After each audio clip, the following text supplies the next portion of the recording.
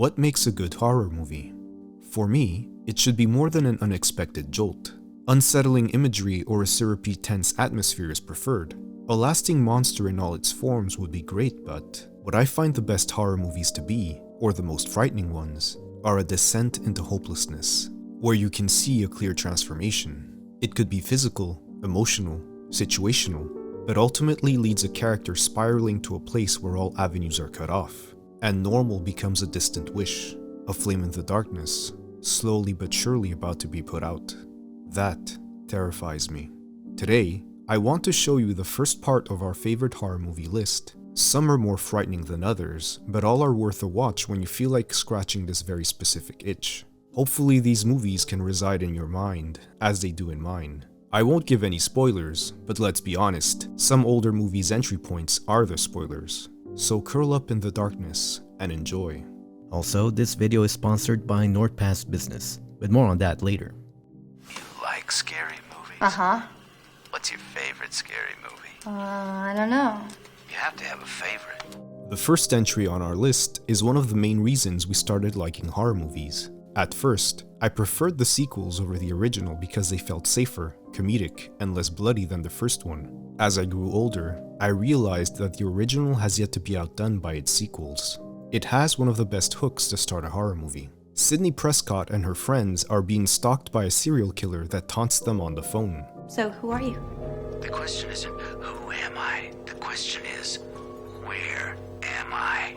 Often using scary movie trivia to get them talking. It's a game of cat and mouse that keeps you guessing who the killer is. This movie is filled with red herrings and misdirections, as you increasingly realize that much like the characters that are being played, the movie is taunting you as well. From the start, it establishes that it thinks it's smarter than you. It's a great embrace of horror tropes and rules, but it also reinvigorated the genre to try harder and to be more clever than its audience.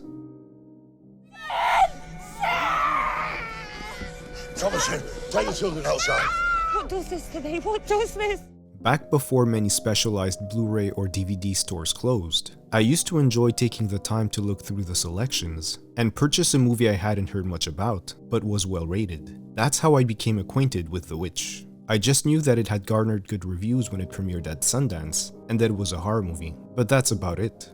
The movie is about a very devout Christian family that's trying to survive the New England wilderness back in the early 1600s.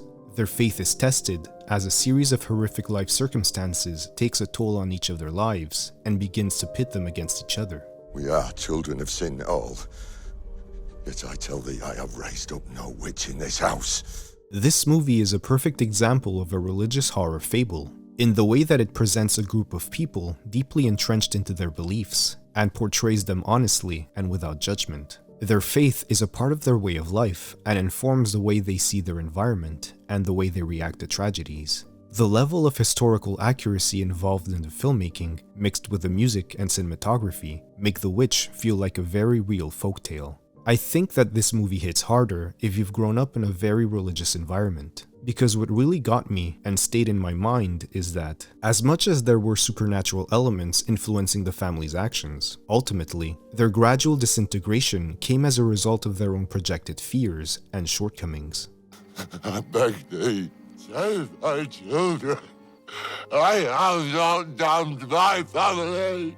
I made the mistake of watching it late at night before going to bed. I can tell you that it took me a while to fall asleep, because my mind kept revisiting what I had just witnessed. It's more than a witch tale, it's about a family trying to survive. Do you think we ought to talk about it? About what?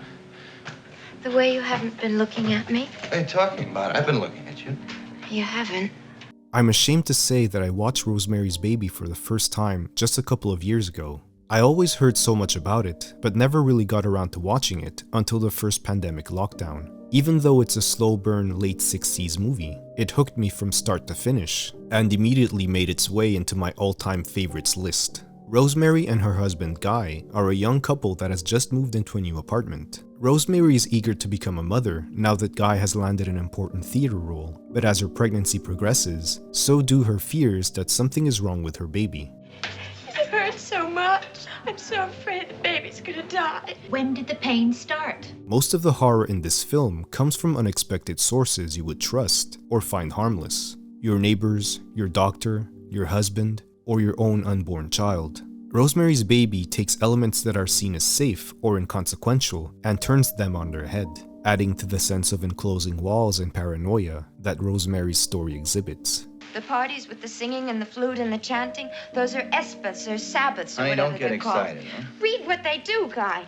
This is a movie that, although it deals with the supernatural, it does so in a way to make you question how much of what is happening is real and how much might be prepartum psychosis. This might be one of the least overt or bloody or violent horror films on our list, but it finds a way to get under your skin.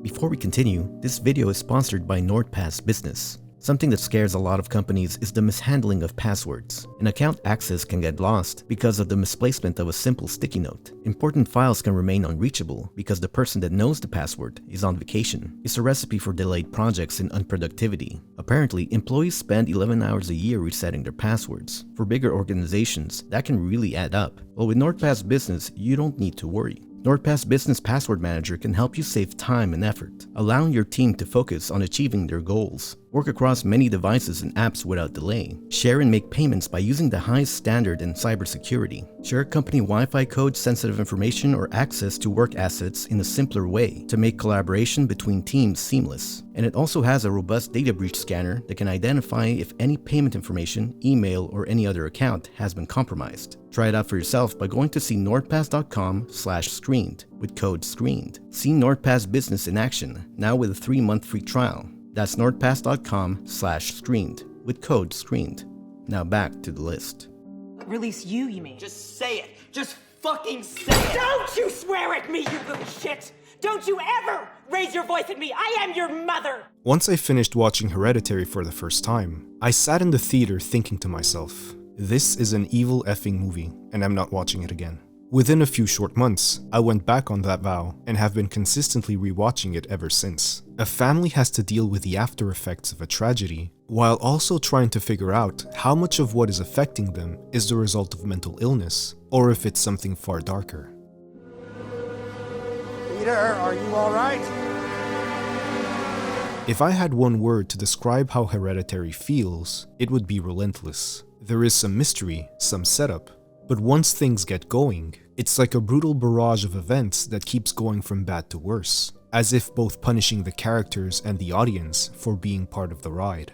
There is this sense of a growing threat from the start, surrounding this family. It slowly steps out from the background and swallows everyone in its dread, gradually altering and disintegrating what made them whole. Ari Aster's direction will have you wincing, averting your eyes, doing a double take, and force you to watch the disturbing aftermath. It's really a shame that horror movies don't fare well during award season, because Toni Collette is a powerhouse in her role as the grieving mother that slowly becomes undone by the discoveries she makes.